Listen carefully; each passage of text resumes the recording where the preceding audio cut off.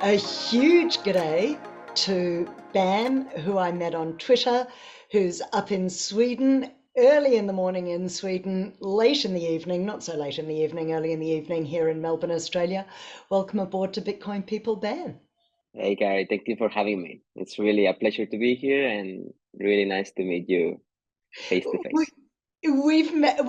We've just been following each other on Twitter. I don't know how this happened. We were just like, you followed me, I followed you. I saw you like responding. I must have just reached out and gone, "Hey, I've seen your name a lot. Will you come on the podcast?" And you must have just been feeling kind of loose and limber at the time and went, "For sure, why not?" Yeah, I was really humbled. It's not often that I get invited to any podcast, so I thought, yeah, why not? Let's see.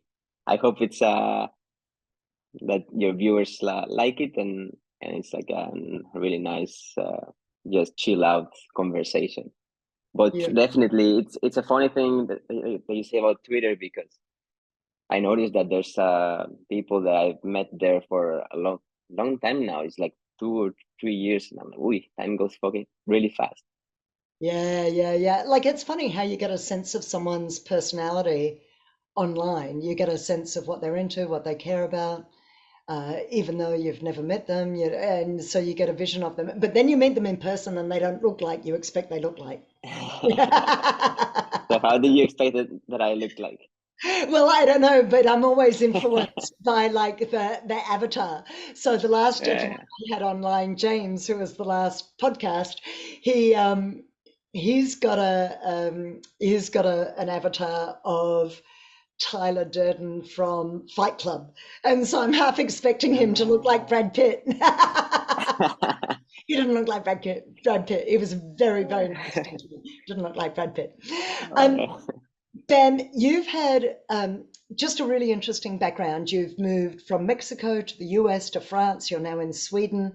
I'd love to just get the context of your life before we get started, to get a sense of Yeah. kind of who you are and why you made each of those various transitions. So, can you give me a little potted history? Yeah. To not make it super long, I essentially did an internship in Germany. And somehow I realized that people in Germany had like 30 days of vacations, 25 days of vacations, while in Mexico it's like 7 days per law, around 6 or 7 per law per year. And I thought I have to come back. I have to come back and I have to get out of here. So I finished my studies and I tried to apply to Germany. I did my due diligence and I learned the language back then, which I already forgot, and I didn't get the job. Somehow I ended up in the US.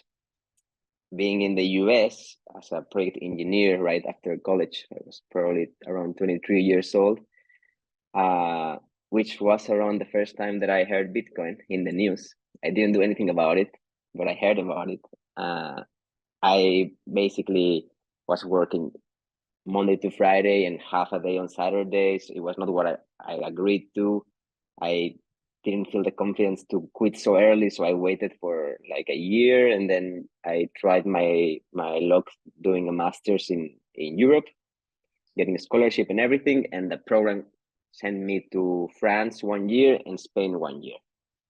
Uh, in my hobby, well, more than hobby, is like a lifestyle. It has been rock climbing for now like Yeah, 12 really? years. I Yeah. was really trying to stay in Barcelona, in Spain, because it's well, Spain is just a paradise for climbing, and I Yeah, speak the language really well, of Spanish. course. For, um, and and it was funny because I did my thesis, my master thesis with a company there, and the director, he got me the job in the company. It's a consultant company, uh, but at the same time he moved to Sweden, and he also opened the door for me to move to Sweden.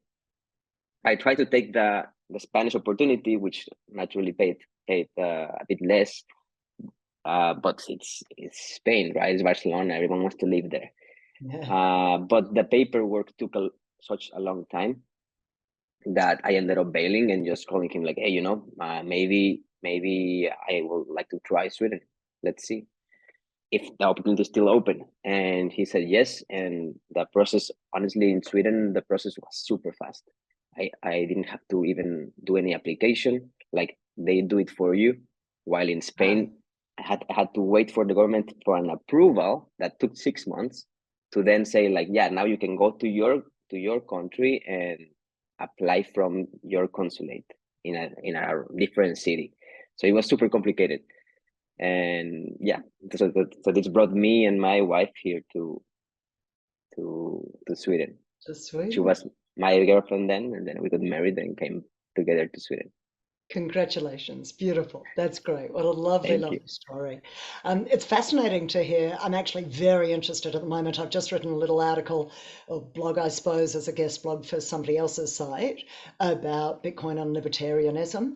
And I'm Mm-hmm. really interested in the different levels of administration and paperwork and bureaucracy and red tape that different different countries bring on board. Yeah. I find that really interesting, that difference between Spain and Sweden, because Sweden ultimately is a socialist country or semi-socialist country, is renowned as the most socialist of all the Western countries. And yet you would imagine socialism comes with a high level of bureaucracy and red tape, and you're saying that's not the case. So my experience, which is not really big, is that I've heard it's really easy to come here if you come with a big company. Because the big I company see. has already some process with the government, which they call it like a fast track or something. Right. Yes. So then it's really an easy application. When it's a smaller company, a friend did this, Yeah. it became a bit more complicated.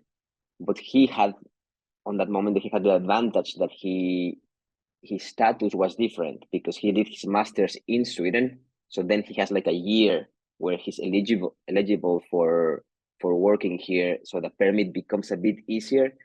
It's harder to come from outside.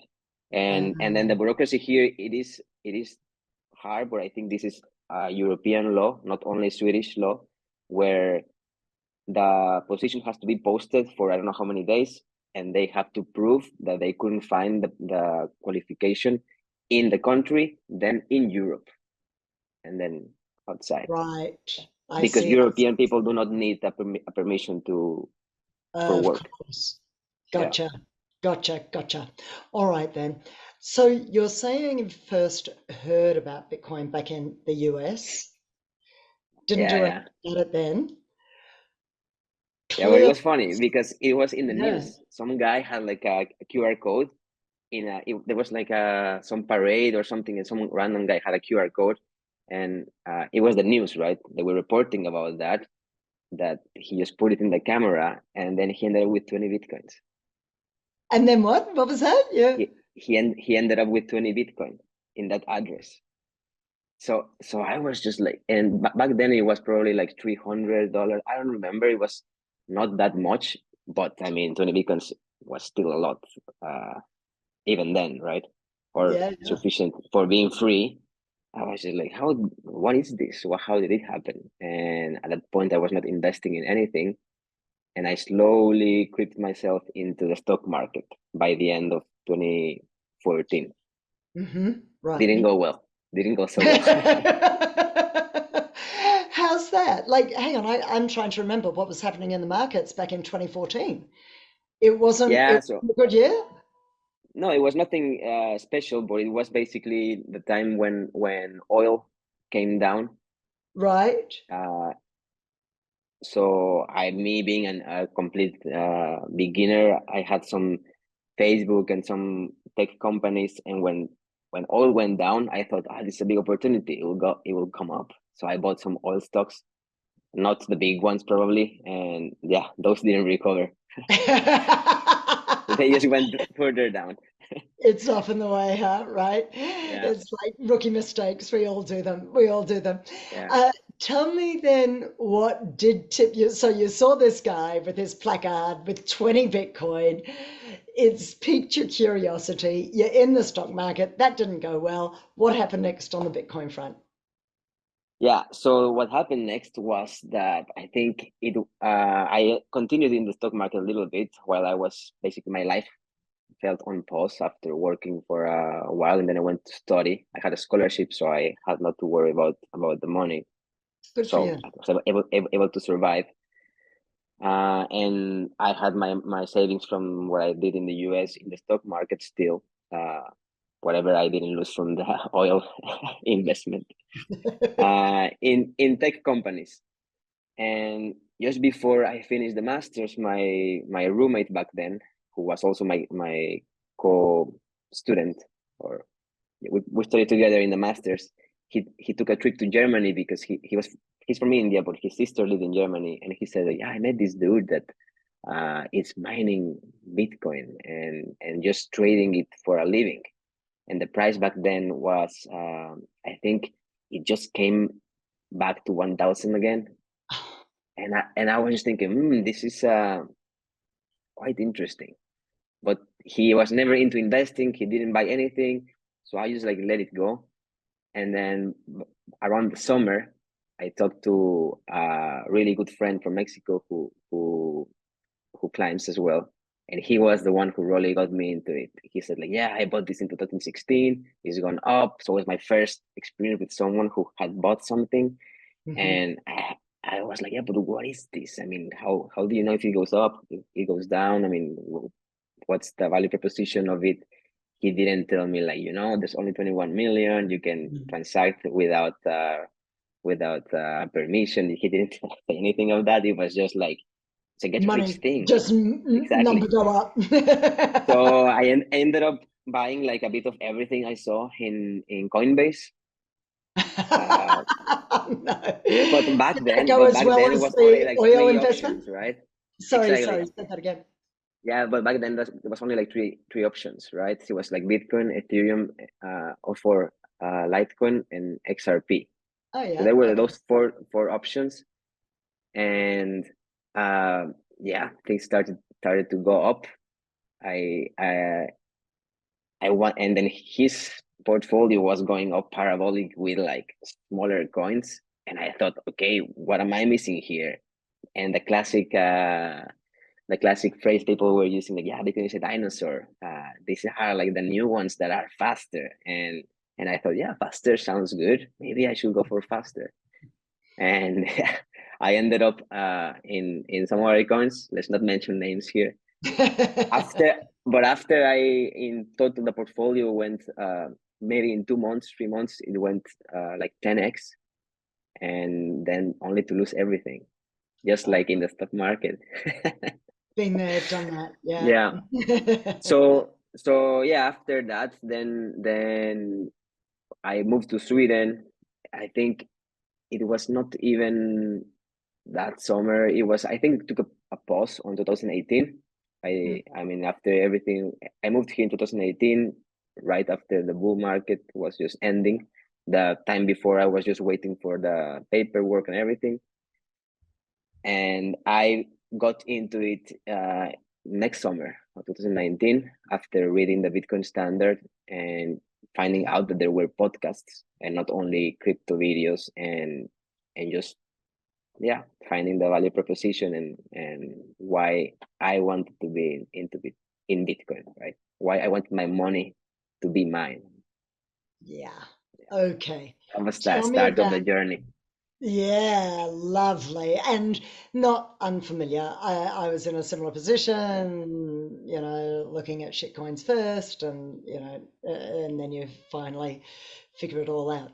So tell me what really grabbed you. I'm struck by, okay, so for me, I've been brought up by a gold bug. My mother was a hardcore gold bug. She was well aware Okay. of all the issues in banking, fractional reserve banking. We've just seen that all unravel in the last week with Silicon Yeah. Valley Bank and the run on that bank, etc. So a lot of that I grew up with, and Mm, the kind of the debt spirals and so on and so forth. And so I think it makes sense to someone of my age to yeah. get the Bitcoin proposition.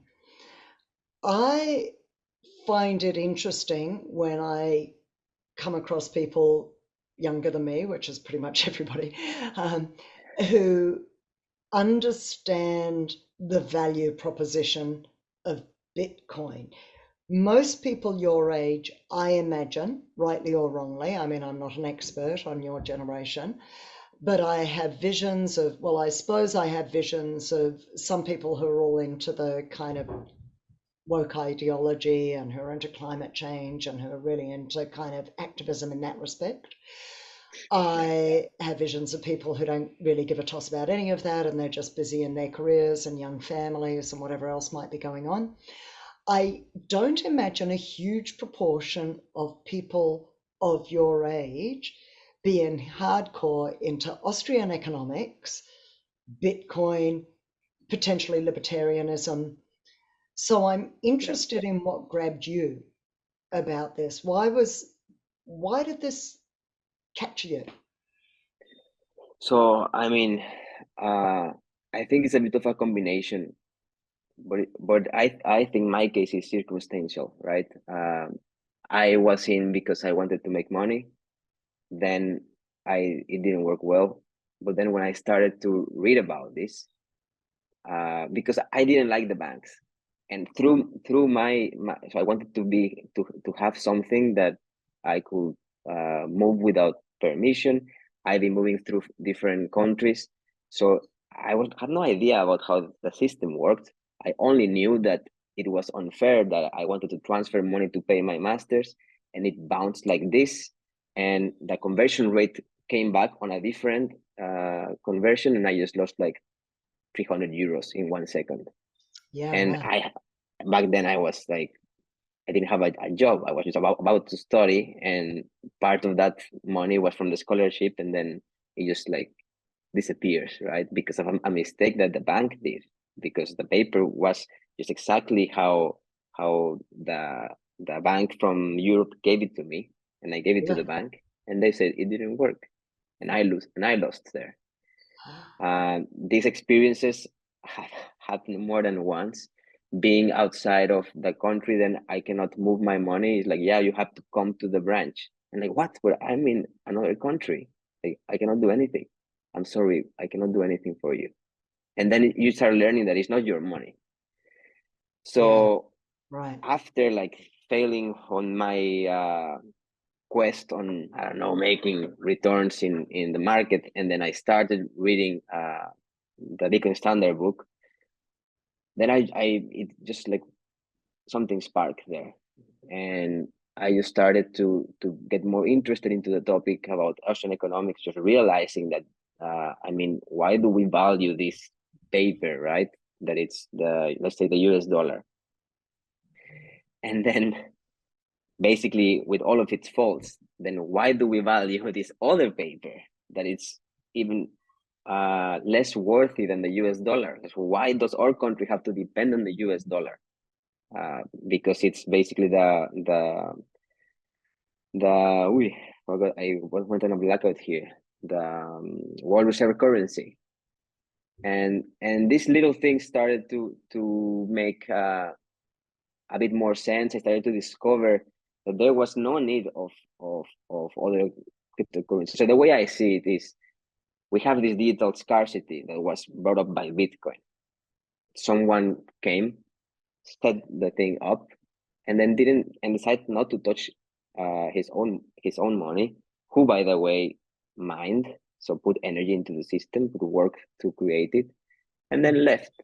So then you end up with no central control, or not or no the power of some important person that could take a decision, right? That's gone. So now it's a community and some project going on by its own.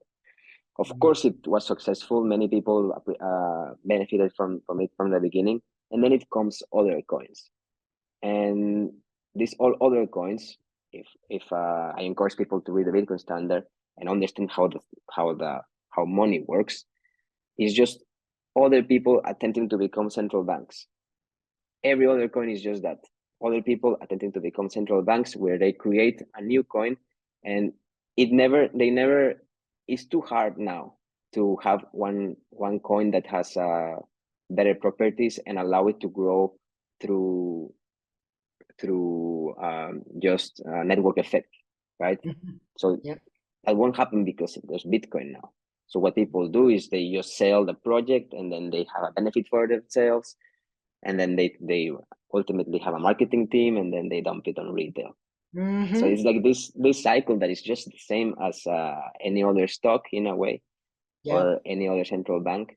Yeah. And this is where I learned like there was the difference. Of course, by reading that, then you get into podcast, and the greatest things that I saw was basically the value proposition, that it could go up forever. You don't have to worry about it. You just have it as savings technology, and the freedom that it gives. And for me has been amazing to see all of these developments from different places of developing countries where they have no alternative. They cannot Yeah. have US dollar, and they are on a daily basis uh, being wronged by their own currencies, by their own governments. And yeah, finally there's a solution to this, Yeah, which that is the thing, isn't it? This has never existed before. There has never been a solution to this. There has been this gaping problem for people in developing countries, people in authoritarian countries wanting to escape, people in hyperinflationary countries, and people who don't want to be frozen out. So frozen out by their banks or yeah, messed about otherwise by their banks. I mean, the size of the problem, it's like the elephant in the room that nobody talks about. Nobody even, right, because it's so much of a given, isn't it? It's almost like, yeah, we expect the banks to be incompetent. We expect the banks to have control of our money. We expect that the banks can hold up our funds at any point in time, and that's somehow okay. We expect the banks to take their time to transfer money from this area to that area, and that we've got to kowtow to them in the name of kind of getting our own money out again. Um, it's such a given. It's the assumption that the banks have the power, and we have to work in around them. Never before has the concept of us having our own power existed. And in fact, since gold, we haven't. We haven't had our own power. And I find that fascinating, that it's brand new, this idea of being able to transact with one another, the idea of having our own power, the idea of just owning our own money, yes, really owning our own money. yes, It's because with the bizarre gold, that that's such a new concept. yeah, because with gold, then it's amazing, but as soon as you want to get out of the country, you cannot take it out. That's right. And that's the shortcoming. Yeah, That's the problem. Yeah. And I felt self-conscious. I got to tell you this. My mum was a gold bug, which I've already mentioned. And so she had a little bit that she gave to me one day, and she lives in a different city from me. So I had to take it through the airport, which means it went through the scanner. And they uh-huh. picked it up and they went, "What's this?" And I'm like, "Can we not be advertising it to everybody in the queue?" Yeah, And they physically take it out. Like the it just felt at that moment that they could have confiscated it. They confiscate, if I take scissors through, nail scissors through, because I've forgotten that I've got a nail file or scissors in my handbag, and they can just take that. Once upon a time, my husband had been camping, and he'd accidentally taken one of our we'd been given for a wedding present some silver cutlery, and he'd taken a silver knife camping with mm, him, and he'd left it in the back of his bag. And then we went through the scanner, and they just took it. That's it, never to be seen again. They I can just take the silver I knife. also lost my Okay, knife. gone. I know that's worth something. I don't know what it's, but it's worth something. So they, like, at that moment, that idea that A, they could shout it out to everybody in the queue, and B, they could have confiscated it if they wanted to. And I don't know what recourse I would have had. And so Yeah, this idea that something could be mine or mine. No, you know, like I feel like Burns Yes. at the moment from The Simpsons. It's Yeah. mine or mine, you know? And, but the idea that that's a novel concept, that I can own my money and nobody else can touch it.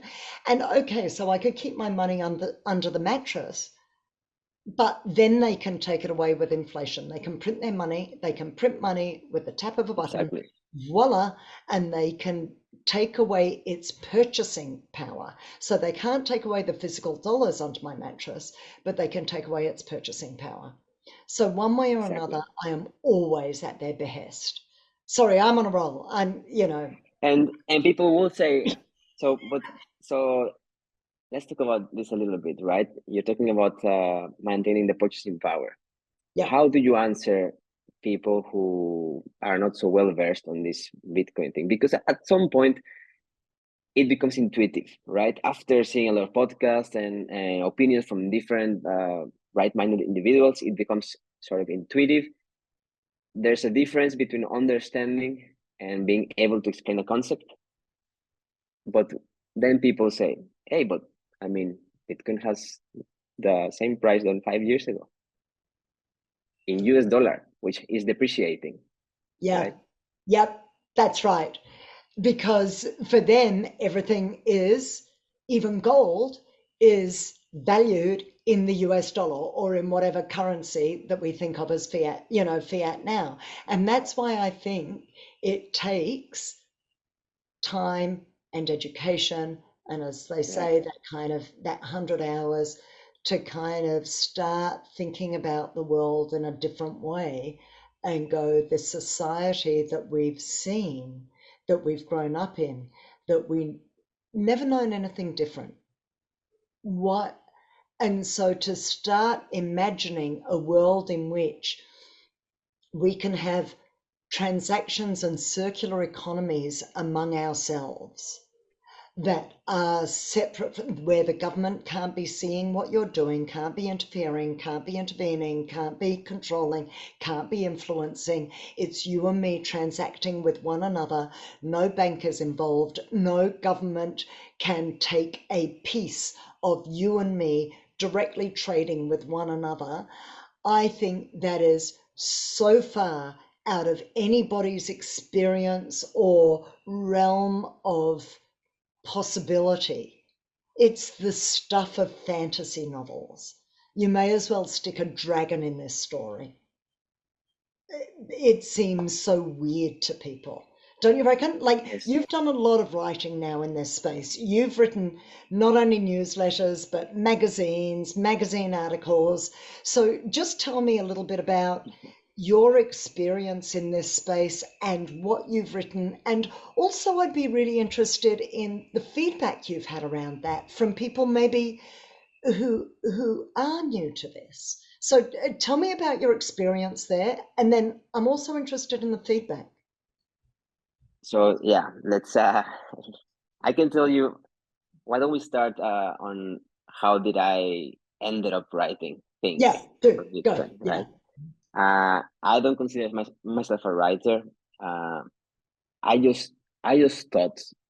I think it was the.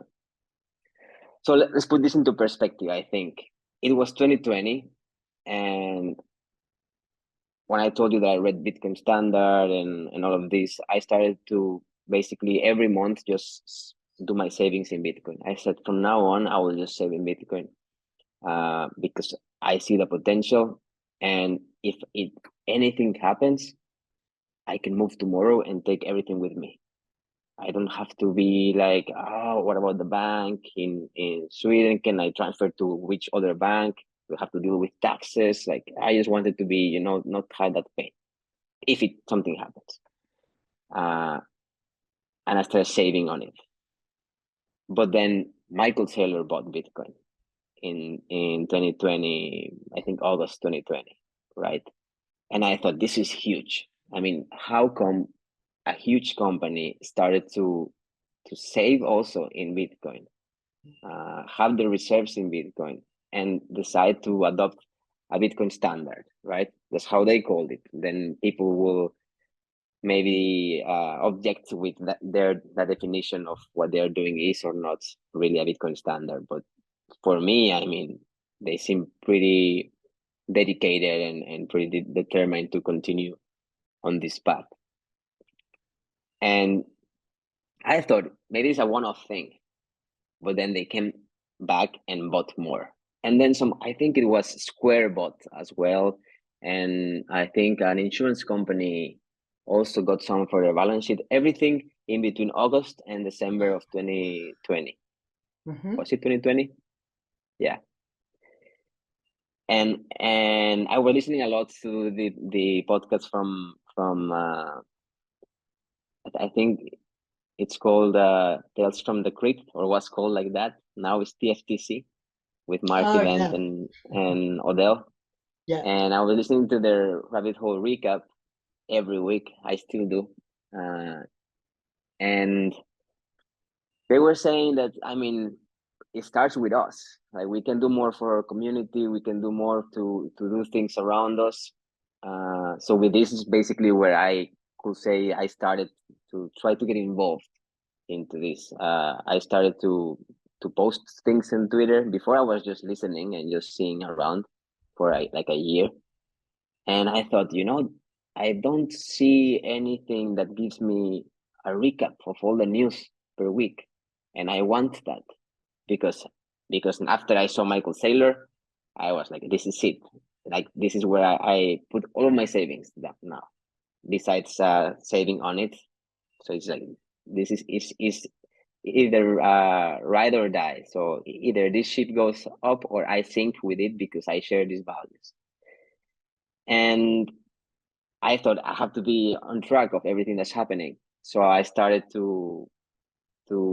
I created this little newsletter that was called WTF happening Bitcoin this week. So that's just like the name of the newsletter. It's super simple. It doesn't even have a logo or anything. And I started to post every Sunday a little recap of what I saw of the most important news that happened. Only good news, because I mean, you see the bad ones everywhere. So why? Sure. I just want to I wanted a place where you can say, because people told me like, hey, but this is a bit biased. And I'm like, yes. And yeah, but I mean, there's bad things. Like, what about this? And it's like, yeah, there's bad things happening, but look at all the positive things that happen every week. Like, there are positive things happening every week. So that means there's development, there's growth. So it's the value proposition is there, right? Like, yeah, the bad things are like this: China tried to ban it, or like the miners or something, right? Like the Yeah, mining yeah, ban of and course. so on. And what happened next was, I think after 6 months, I Yeah. was on a climbing trip, and then I got a message from Bitcoin Magazine, like, hey, do you want to make the podcast? Do you want to write a newsletter for us? And I was like, wow, what do you mean? I mean, is this some kind of a job? And it was kind of like they were trying to do a full-time employment thing. And I was super surprised, like, oh my God, did I just got like an offer for working in Bitcoin full-time just because of the newsletter? That sounded like kind of crazy. And then I said, like, I can't. I'm tied up to my company, but I mean, what is exactly what you want? And they say, well, we want one daily newsletter from Monday to Friday.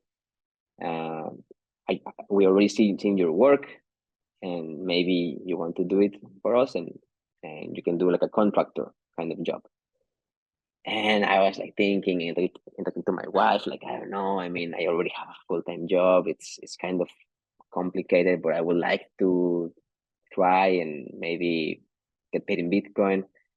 And I think I said, like, I mean, if I fail, I fail. Let's just say yes, and I can try every morning. And if I can't, I'll just tell them. And yeah, that thing led to another. I mean, that basically evolved into me doing the newsletter since July 2021 up to end of December of 2022. So a year and a half, every morning I was waking up, and before my job, it was taking me like kind of 2 hours in the morning, and then some minutes at night, like reading some of the pieces or putting it together. So if you have read any Bitcoin magazine newsletter, that was me. And but other than that, it was just me doing my weekly newsletters on the weekend, which doesn't take me that long, like an hour Hmm. and a half. But all the week while I'm in Twitter, I save the news, right? So Yeah. yeah, in reality, it takes a lot of time, but that time will have been spent anyway because I'm interested. Yeah, yeah, exactly. I mean, that's the fact of the matter, isn't it? You're going to be reading it anyway, so you may as well, Yeah, yeah, and you're going to just be kind of making compile notes it. yourself, so you may as well, yeah, yeah, yeah, yeah, Yeah. absolutely. So in that time, tell me a couple of your favorite articles, stuff that you've written that that like set your heart on fire. Like what was some of your favorite writing moments? Yeah.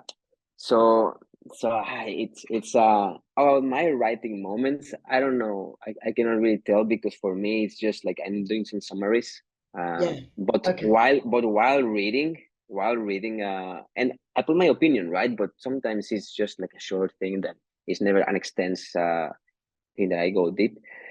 But while reading, there's a couple of articles that I think they were fantastic, and they made a big impression on me. While reading Bitcoin Magazine articles, it was because it's hard because there's so many, right? Yeah. But Yeah. Alex Oh, Gladstein's articles, yeah. I think Right. it started with the one of the petrodollar system. He wrote Right. it, Yeah. I think, in that summer, just before I started working on Bitcoin Magazine, and then every 2 weeks he was writing a new one. So I had to summarize those. The one from Syria and from France, the French colonies in Africa. All of Mm, those writings, I thought they were fantastic, and it was like mind blowing that like we know that there's this big problem on the financial system, but mm. we keep it to our countries. Like we know how our countries are bad, and then we see that they're not only bad for our our for our people, but they are not that bad because they're taking benefit from all of these other smaller countries, Yeah. which is That's crazy. the issue. It's completely crazy. And Like just the light that Gladstein shines on basically the slavery that we are living off is exactly. is gut wrenching. It's heartbreaking. It's it doesn't take much listening to Gladstein to really Yeah. kind of make you see the world in a very different way. Yeah. Yeah. It like makes a light go inside you, like a burning fire to say Yeah. like, this all of these people, like besides me, because at the end of the day we're living in some uh, like countries with a good or stable financial system, so we could live our lives without having Bitcoin, and yeah, we'll probably lose purchasing power, but if you buy a house, you still benefit from the money printing, right? Because they are propping Yeah. up the value of it. Yeah. um but these other people don't have any other alternative, and I feel now like, hey, every time I stack, every time I buy Bitcoin, I'm just helping everyone else, Yes. and That's and right. this is and myself, my future self, and everyone else. So it's just like trying to make this network effect bigger and bigger, which I would like to talk about this network effect with you. I think in the beginning we were sharing stories about the difference between Bitcoin and crypto communities, which Yeah. I would like Right. to come back to it. Yes. Yeah, Yeah. but Yeah. because by trying to getting involved, and last year I also started. So I tried to orange peel some friends in the way here, and it was so nice because I mean, it's difficult because you orange peel them in the bull market or just before it started. and the whole time they're I've had stacking. this experience. I know, Yeah. right? Yeah. And the whole time they're stacking and being in negative, right? Because it's been a long bear market. We consider that price went up from 2020 in December to March. And then from there, we haven't really made new highs. Like, yeah, for a second or like a day, we made like a little Yeah, bit higher, but then we I have been know. lower than the last 2 years right now. So that means that everyone I try to orange pill, they are sitting on negative investment. Yeah, same for me. Yep. But I didn't orange peel them or I didn't try to orange peel them. Basically, they orange peel themselves, right? Like I just try to share the way I see this and share education and why Bitcoin is important and different from everything else. And when they are ready, they start saving on it, or they started. And then we were like a couple of friends, and we thought, why don't we make a meetup? And then we found a crypto one. We entered and we tried to basically, share, yeah, but this is the problem on this side. Why don't we look at on the Bitcoin side and try to make more oriented to Bitcoin in the crypto meetup. And then it was not so often. It was like the one who was running it sometimes had to travel and couldn't keep on doing it every month. So we decided to start our own. And now it's been almost a year that we have been doing it every month. It's just a little presentation from someone, and then we just have beers. And now we're trying to incentivize to people to use Lightning, because at some point no one even knew how to use it, or many haven't used it yet. Hmm. Which I remember. I mean, it's a bit hard to understand in the Yeah. beginning, Yes, it is. uh, Yep. and to trust this thing that, yeah, it's fast, but how you have to use two address, how do you explain it to someone new? It's kind of complicated. um, but we have to try to explain a little bit what it is, and then my friend and I bring beers. We give them for free in the meetup, so at least people can have a good time.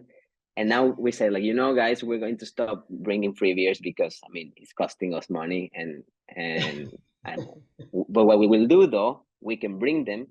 They can be cold, and they'll come here, like, with the service is for free, Yep. and you just decide how much you want to donate for them in Lightning. So we teach them, everyone, how to do it. And now, yeah, and we said we will just bring the beers that we can afford. So if we get some much amount, then that amount we will bring next time, right? So Clever. yeah. Love it. So then, That's I mean, we're great. all paying for our beers, and it's not like a donation from us, right? At the end of the day, now the group has grown quite a bit, to the point that not so big, but to the point that everyone that comes is not coming for the beers now. They're coming because they like Bitcoin. If in doubt, uh, drive them. I like it. exactly.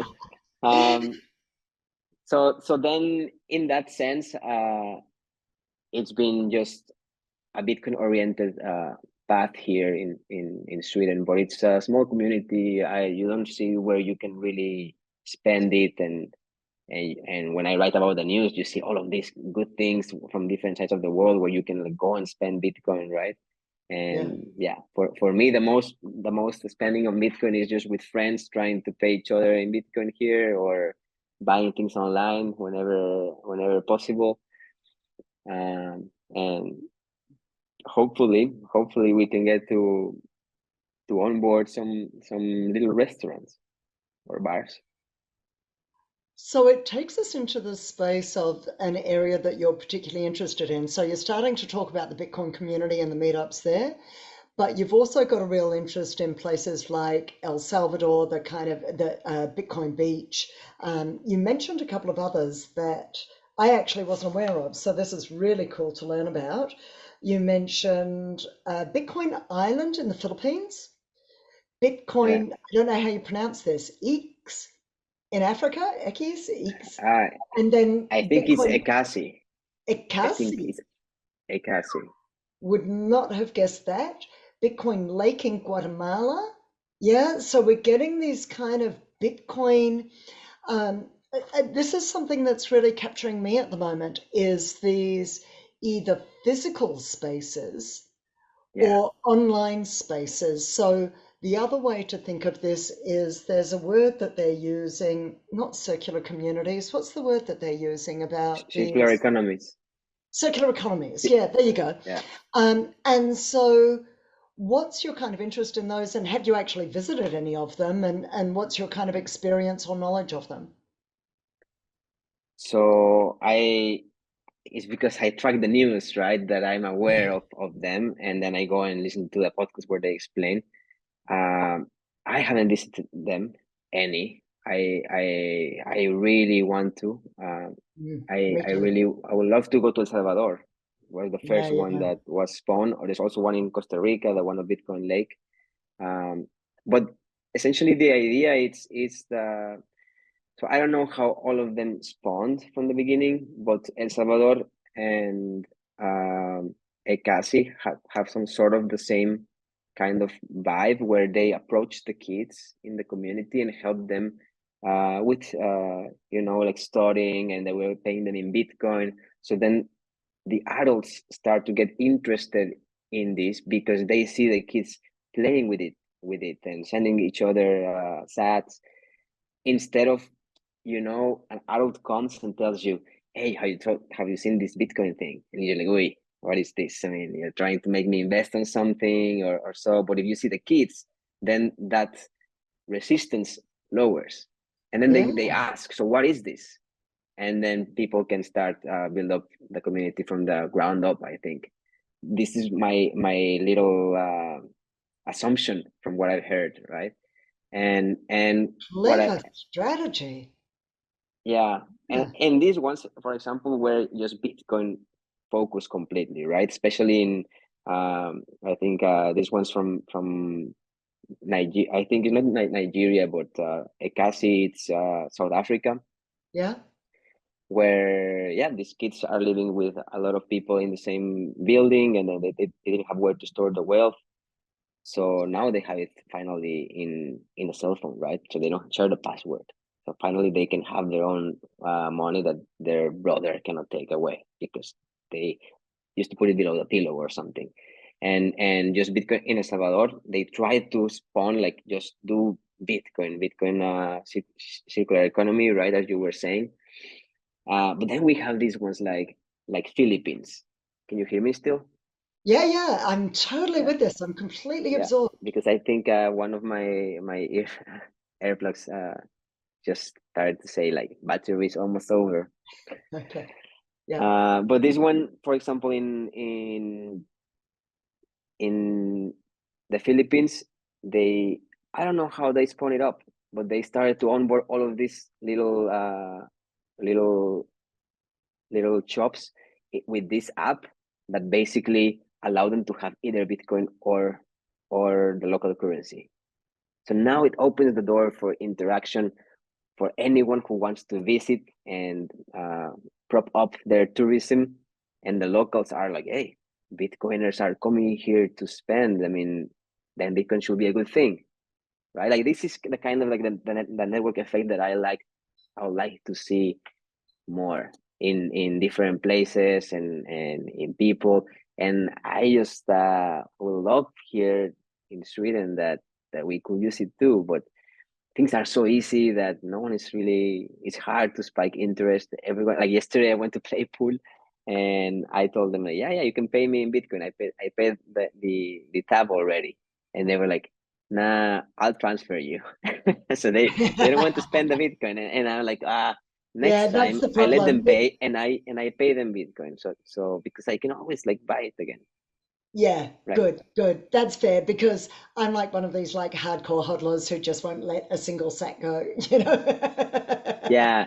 I always But I debated get it, this but idea. I've got to, like, I've got to learn to, because a mate recently helped me set up a Lightning wallet because someone had kindly, I'd done Anyway, look, I've done a little education piece for Looking Glass Education about presentation skills for people who are doing Bitcoin education. And someone had kindly said, hey, this is really useful. This is really helpful. Can I tip you in sats? And I'm like, Yeah, I don't know how to do that. And so one of the guys, so Daz, there's Daz and Seb who kind of co-founded, and there's another guy, James, I think, who co-founded Looking Glass Education. And so Daz is here in Australia, and he helped me set up Lightning Wallet so that we can do that. But that was my first yeah, experience of it, and I certainly haven't paid anyone in sats yet. I've received sats, but I haven't yeah. paid anyone in sats yet. So So it's which like wallet? I need a little circular economy Yeah. here in Melbourne so that I can Which practice. wallet he helped you set up? Which wallet? Uh, it wasn't Noom, it was Moon, Noom. It was, oh God, I can't remember which one it Wallet of was. Satoshi? No, no, No. no, I can't remember. No, it escapes me. Okay. Can't tell you. Yeah, So the thing is like this is quite normal. I've like at some point you get so involved that you think like everyone who's in Twitter is like on the same kind of level, right? But everyone is basically going their learning paths on different directions, right? yeah, So some people are more interested into the macroeconomics, and some people are more into the Austrian economics, and then some people are basically trying the tech, the different tools that there is, yeah, for sure. and and they don't know about like all of these things happening. Like some people don't care. They're just like, yeah, Bitcoin is cool. I want to test this wallet and test this wallet, and I think that's a really cool approach. When I started, I downloaded this wallet of Satoshi, and I was like, how do I even send Bitcoin here? Like how do I get on board? And you had to receive them from someone else, or have to have your own node and open a channel and Yeah, then fund it, right? yeah, Um, but now all of these wallets have the Bitcoin on-chain part where they do this for you. So you send Bitcoin there, and then it gets translated into Lightning, yeah, and then you have like this different kind of wallets that is basically a Lightning wallet with Bitcoin on-chain integrated or support, let's say, or a Bitcoin wallet with Lightning support, which is the Moon case. And it's counterintuitive, but I think this is because it's still early. It's yeah. still early, and it will evolve. And this is basically so I when I always try to find someone to talk in the meetups. I mean, that thing that's my role here in the ones here in Malmo. But then when we don't have anyone, then either my friend and I share something. But then the last two, I was like, yeah, we should teach them about Lightning, the differences on the wallets, and how to fund them and how to spend, because it's super convenient to in Sweden to pay Yeah. each other, because there's this one app that rules it all. It's called Swish. But as soon as you go somewhere else or someone comes from outside, they cannot transfer you. They cannot, interact with you. But Yeah, if yeah, we all learn how to just use it, I mean, you can spend and replace, and then you just make this bigger. Because just imagine, right? You go to a meetup and you want to learn about Bitcoin, and then there's like some beers, and you see people like, what would be more interesting, that you see people paying like on the local currency, or you say, like, you have to pay Bitcoin. Like, yeah, they're using Bitcoin, so how do I do this if everyone is like scanning a QR code and sending sats?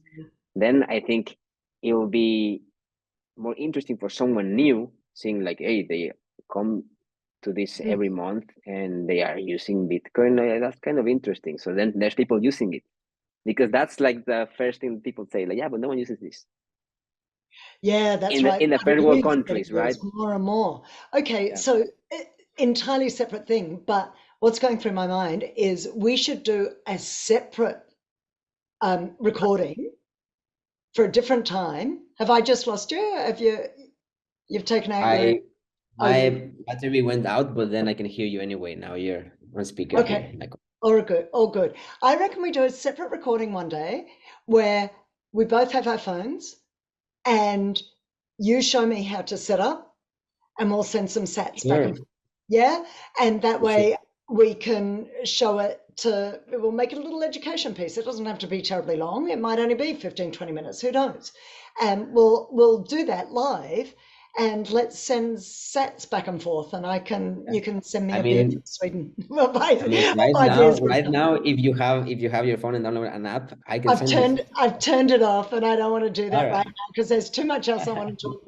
And it's Saturday night, and I'm just not in the space to deal with Fair that. enough, fair enough. But yeah, I would be more than happy to do that, and for sure, Let's do that. Okay. this is be a great idea. All right, that's cool. I feel like I should have just gone, yes, let's do that right here, right now, but I'm not in the mental space to do it. Tell me about, okay, so here's what one of the curiosities that I have, and what started the podcast for me was, do we have values in common as Bitcoiners? Because ultimately we've got to get past those values if we're going to engage the rest of the world in this thing. But you had down as one of your top value, freedom. Now, that's been one of my top values my whole life. For me, that's because I was brought up, my mother being the gold bug that she is, that came from her experience as a Jew in London, being bombed, her cousins in concentration camp, her brothers fighting in the war, blah, blah, blah. So freedom has always been a big thing in our household. I've always been enormously grateful for the freedoms that I have. My mum's always been very strong on just how important that is and how grateful we indeed should be. You've got that down as your top value.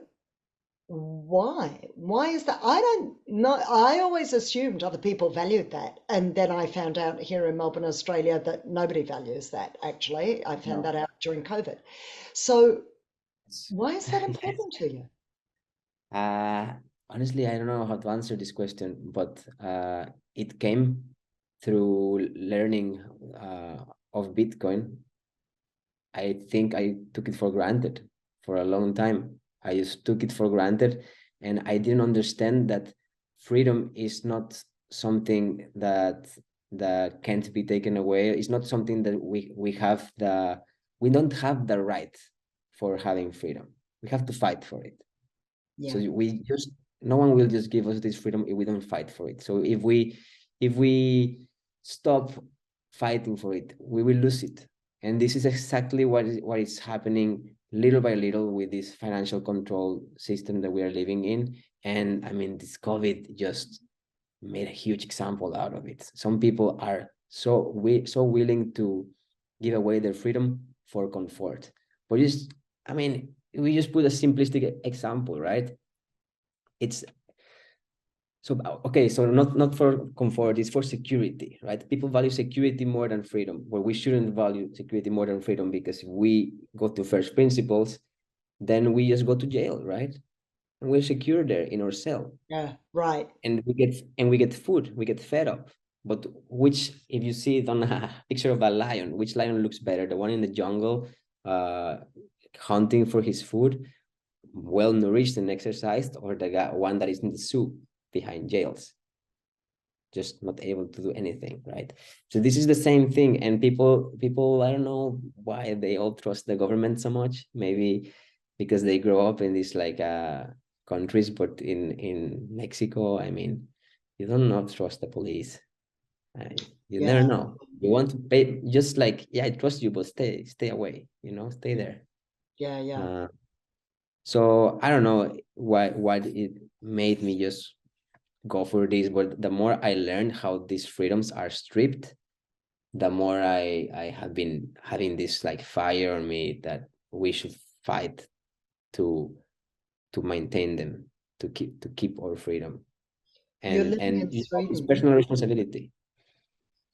Exactly. But you're living in Sweden, which, we started this conversation talking about just how socialist Sweden is. People are very happy to pay much higher taxes in the name of having government funding for maternity leave, paternity leave, those extended vacations you talked about, although the vacations is more of a private thing, but they're embedded by law that corporates have to offer that to Yes. their employees.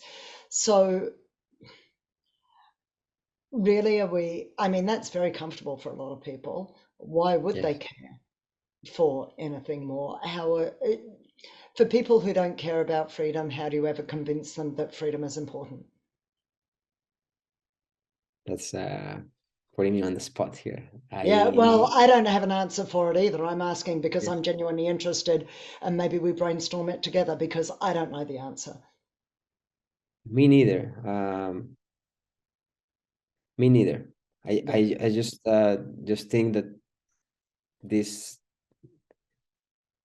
yeah, people just trust the government. They think it has their best interest in mind, but I just hope that people realize that what's happening does not support that theory, yeah, right? I mean, COVID is an example of yeah. it. With going to speculations on anything, it's just big pharma was involved in together with the government, and they tried to stop uh, early treatment to just put a vaccine, which I don't care if it works or not, but to put this vaccine as the solely solution Mm-hmm. where they make big money out of it, Yeah. patents. Because if they really cared about us, about our health, Oh, deeply, then they will deeply. take away the patent, right? They will take away the patent. But that's not the case. They didn't want to send this vaccine to, I don't know, Africa, because no, they don't have the patent. So we Mm-hmm. cannot give it away. So it's not about health. It's all with the government. There's people there, and people are greedy. Yeah. And it's central control will always end up in becoming authoritarian in a way, and you will always prioritize yourself and your family. It's the same case that will happen with the people in government and in pharma. So they will just prioritize themselves, and these sort of things can happen and will continue to happen, right? And people think that they will fix them with regulations, but it's only rich people who can go around the regulations, right? Yeah. With lawyers That's and right. stuff. Yep. So I And think that's we should maximize freedom, because that's the only way I think we can thrive as a society. It doesn't mean that, I mean, freedom comes with difficulties, right? But I think it's ultimately it's more healthy and prosperous in the long run. it allows for greater human flourishing in the long run. Uh, my concern is that it will it's the boiling frog, isn't it? It's like you stick the frog in and the freedoms are taken away incrementally, and either people never wake up to the fact that they have no freedom left, or they wake up too late and it's gone. But the Yeah. fact is that no matter at what point in that journey we are, like my concern, so my biggest concern is that things have to get incredibly painful before people wake up to the extent of authoritarianism that we have allowed and frankly voted for actively. And but at the end of the day, Bitcoin exists, and regardless of if it's ignored for an incredibly long time, the fact is that you've got Sailor out there. As I mentioned in the last podcast, I heard Breedlove talking about the fact that you've got some of the richest people in the world stacking, even if it's 1% of their portfolio. You know, you've got the Kiyosakis of the world, Yeah. and you talked about the petrodollar before and the idea that, well, what happens if, because Russia already wants to opt out of the US dollar system, US dollar as being the reserve currency of the world. People want to get out of that. And what I got enormous faith from Checkmate, who that's the an interview you've heard, and the last gentleman I interviewed, James, is that game theory it's happening regardless. So for all the concerns we have about, okay, well, maybe people aren't going to see it at this level, regardless, game theory is happening. and it happens at the individual level, it happens at the community level, then it starts happening at the nation state level. And okay, it's only been El Salvador and maybe Tonga, but it's happening and it's bubbling beneath the surface, and it And can't be stopped. it's really easy to see it, right? I mean, think about people around you that you find out that they have gotten into Bitcoin and they're passionate about it in the last 2 years. I think you Yep, know more than one or two, yep, right? I yep, know more than one or two, even though yep. the price has just been going down, right? And then if we see, Checkmate shares all of these like nice charts. There's one that I love, which is I mean, not that necessarily he shares it, but out of all of the things that he has, Mhm, that the one that captivated most my attention is the percentage of Bitcoin that has not moved in more than a year. That's mhm, my favorite chart, because if you combine that with the amount of Bitcoin that is moving in the Lightning Network and everything, which is going up, so there's more movement in the network, so people are using it, but the Bitcoin that is not being moved, so more people like storing it for long term, it's yeah, just growing and growing, right? So yeah. I mean, people get scared and they ask themselves, I went to 20K because the bank yesterday or 2 days ago, it just collapsed, right? Silvergate Bank collapsed, and then the other Silicon Valley Bank, it's wants a bailout or something. Yeah. And people are asking me, yeah, what about Bitcoin here? And I'm just thinking, nothing changed. Like people it didn't even sell. Like the same people who have been holding it for more than a year didn't even sell. You know how easy it is to break that metric? You just move the Bitcoin. You don't know if the people sold or not, but just moving it, take it out of that metric, and it's hard to get there. It's 1 year of not moving that Bitcoin in an address. Hmm. So we take it for granted, but and we just have short-term memories and just focus on what's happening in the news right now. But the reality is that the ecosystem is growing, and we find more people who are sharing these values. You mentioned about if we share values as Bitcoiners, right? I found this really interesting because it's just, I think the Bitcoin community is just like the Lightning Network, right? Like there is no Bitcoin community, there is no Lightning Network, there is many Bitcoin communities, and there is Yeah. many Lightning networks, right? And they can connect to each other. But Bitcoin is just a tool, right? There's no cult thing. It can become a bit of a cult for. Oh, I just lost your sound. Hold fire. Dan, you Can you there? Oh, there hear you me are. again? You're back. Yeah, yeah, yeah, yeah. I Okay. was just saying So that there's Bitcoin is lots just, of Lightning networks and there's lots of Bitcoin yeah. communities. Pick up from there, yeah? Yeah, so there's no one that rules them all. So some Yeah, people could become cultish and defensive about it, and it's okay. It doesn't mean because this person it's only meat, or this person is vegan and they both like Bitcoin, that if I don't agree with one, then I should not like Bitcoin. Like that has nothing to do. Bitcoin has nothing to do with our personal beliefs or yeah, values. Bitcoin that's just right. exists, but Yes, when enables freedom and it enables private property. So regardless of your beliefs or your values or regardless of our what you care about. beliefs, Yeah, exactly. yeah, So yeah, I think we just need to, for our own interest as well, and to everyone who is in it. I like this view that people say the best kind of charity is just buying Bitcoin, because you're benefiting yeah, everyone else in the network, right? And the yeah. more people are in the network, then the more people you're benefiting, right? So if we want to benefit ourselves as well, we have just to share this gospel. I've said it to one of my girlfriends before. I actually live orange pilled one of my closest girlfriends, well, my closest girlfriend online. I spent 2 hours just trying to orange pill her live. Get But it? what I said was, oh, you could just do it as a piece of charity. You could, like literally, if that's your only choice. Sorry, I can see your cat jumping up on the Yeah, it's various levels in the background. It's very sweet. Um, I love this. I love this is it. This is why I started the podcast, is just so I could chat with other Bitcoiners. And I love these conversations that I have with other Bitcoiners. I love this. I just love this. Tell me, what's your vision for a future Bitcoin world? a Bitcoin standard or a hyper Bitcoinized, whatever you want to call it? So I think I just like,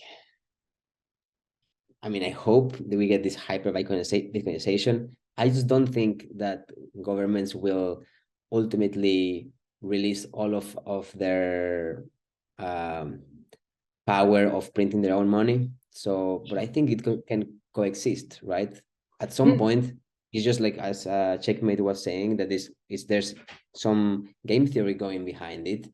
So you cannot stop it. You cannot ban it. Just today, I was like on a Twitter conversation with someone in the morning saying like, no, I mean, you cannot stop it, because if one country bans it, there will be the incentive for another one to take this talent. Yeah, come here, guys, not taxes for you. So then you flock talent to that place, it can become prosperous. And then Bitcoin ultimately it's scarce. It's only 21 million. So the more people want a piece of it, a percentage of the whole thing, then the value will go up. So as long as we keep building these tools as the broader Bitcoin community that could interact between, let's say, fiat and Bitcoin, then yeah, people can use wherever they want, and the value will continue to grow up, and at least we will have it as a pristine store of value, pristine collateral as well, right? And you probably will be able to get I hope at some point we can get loans from it without giving For away our sure. keys. Look, it's already been trialed. I mean, Celsius before they went into Chapter 11. Exactly. So what I mean is like, you know how you go to the bank and you ask for a loan, and Yeah, sometimes they don't give you any collateral. yeah, They don't require any collateral, but they know that you're having a job. So they say, yeah, yeah, the probability of this person paying back, it's, I don't know, they quantify it. And it's like, yeah, we can give you the loan because you make this amount of money, but you don't have to give them you don't have to, so there's a risk for them as well, right? yeah, You yeah. don't have to have any collateral, but if you want to get as collateral your house, then you get a lower interest rate. But then at some point we can have this kind of loans as well, where say, hey, this is my Bitcoin keys. This is my address. So I won't give them to you, but you can give me a loan for, let's negotiate the interest rate. I think this is the way forward, because otherwise the other counterparty can become irresponsible and blow up. And then we have all of this mess. And yeah, we have on-chain capital, for example, which they use multisig for this. But then you always have this extra counterparty risk that, I mean, we don't know who they are, right? It's like a buffet of lawyers or something in between the two. So yeah, I think that's good. That's the best we have right now. But I think we can have this in the future. Probably Michael Saylor did this. I think with Silvergate Capital, they got the loan without giving his keys, but because you have documentation, and it's like, yeah, okay, we know that you have this address, right? But as if that is moved, then they will come and claim the loan, and then they will probably enforce it with, I don't know how. I'm not so fond of talking about enforcing with government Yeah, tools, yeah, but yeah, yeah. but I think this is the way forward. I think at least in the next couple of years, I think 5 years, I really hope, I'm not sure if this will be in a such short span, that more Yeah. tools like the app from Philippines, like Yeah. Coin Corner or Strike, that Yep. more are spawned on different places, where ultimately it means that the counterparty can receive either Bitcoin or local currency, and they don't even have to care. They will just receive what they want, but the sender will give what they want, and the change will be in the middle. That could incentivize more people to just have some Bitcoin, and then just, if you need to spend, you spend. You share value for value, but you don't have to sell it to buy dollars. Every time you sell Yeah, Bitcoin, yeah. you're buying dollars or whatever currency you are in. But people don't see it that way. Right. And every But time we are holding, people also don't see it this way, but every time we are holding, we are basically, or stacking, we are just, every time we are holding, we are buying again that amount in a way, right? Like we're deciding not to sell for dollars. Yeah, I hear you. And we are like investing in a way, but not in a economical value. And every time we are stacking, we are reassuring this price, like maintaining this price for the rest of us. That's how I see it, right? What's really coming out of this conversation for me is it doesn't really matter how other people see it, what they perceive, what they understand. They'll get caught up with it for whatever their own reasons are, and it's irrelevant what their reasons are. But ultimately, it's moving, it's progressing, it's got momentum, and it just doesn't matter how it's spun, what anyone says about it, why people get in, what they imagine, what they ultimately, as long as someone's got a single sat, They're not going to sell. That there's value in there. And I mean, I think just to see the value proposition of it, it's the whole ecosystem is growing and the price doesn't matter. It's just the price could only matter short term, right? But as long as everything is growing, then we just know Bitcoin will grow. Bitcoin for me is binary. It either will go up forever or goes to zero. There's no place where it just stays in some middle ground forever, because you need to put energy into it to issue new coins, and those coins are getting reduced. So as long as there's incentive for mining and people wanting to accumulate, the price has to go up unless no one else accumulates, and it just somehow you can have to with a divine power just maintain the same amount of Bitcoiners that do not put extra money on it, and it just like doesn't move, won't happen. It will either go up forever or to zero. It's very, very hard to imagine it. I don't know how it can go to zero. I just see now there's so much engagement at the individual level, business level, institutional level. We've got government level. There's just too much going on. That insight from Lisa Huff and James, who both work for Levelfield Financial, different James, not Checkmate, but the last James, and like their insight into what's going on at the business level. With energy companies, actually. And so that there's just this, there's a momentum about it. There's a traction. It's just unbelievably difficult to imagine. I mean, they banned all those miners in China, and what took less than 6 months before all those mines had reset up in Uzbekistan or something. I don't know where, but it's so amazing, right? So that means it will go forever. Yeah, that's right. You just need at some point, right? But we cannot predict the short term, or we cannot predict the price. We can just try to put our grain of salt with like you're doing here, Carrie, with this podcast, sharing knowledge. With my little podcast. And it's funny, we were saying before about it's really easy to feel like you're a fraud, in whatever it is you're doing. You were just saying that, I think maybe before we started recording. And I heard Sid from Looking Glass Education say, just everyone feels like a fraud, everyone's new to this space, just get out there. Ultimately, with the sales and marketing team, just do your thing. Whatever it is, you do you. But we all are the marketing team of Bitcoin, right? We are all here trying to make it thrive. Precisely. It's feeling like we're sort of winding down, winding up, however you want to kind of refer to it. This has been so delightful. I really enjoyed this conversation. Bam, is there anything that you feel you would particularly like to have said, to have expanded on, that you want to kind of say before we finish up? Yeah, I think that just the message that I would like to say is that, I mean, Bitcoin, it's just a tool. So it's a movement.